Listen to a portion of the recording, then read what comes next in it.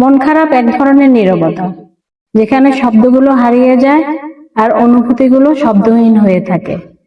এটা যেন জীবনের ছোট্ট এক বিরতি, যেখানে নিজের সঙ্গে নিজের কথোপকথন হয়। হয়তো আজ কষ্ট হচ্ছে, কিন্তু এই কষ্ট তোমাকে আরো পরিপূর্ণ করবে। খারাপ সময় ক্ষণস্থায়ী, এই মুহূর্ত একদিন সুন্দর স্মৃতিতে পরিণত হবে। আমি সম্পর্কে জটিল হিসাব বুঝি না।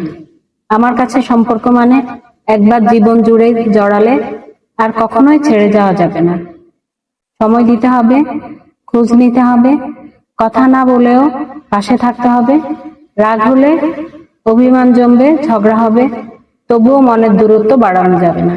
কারণ ভালোবাসা মানে সব ভুলের মাঝেও একে অপরের ঠিকানা হয়ে থাকা।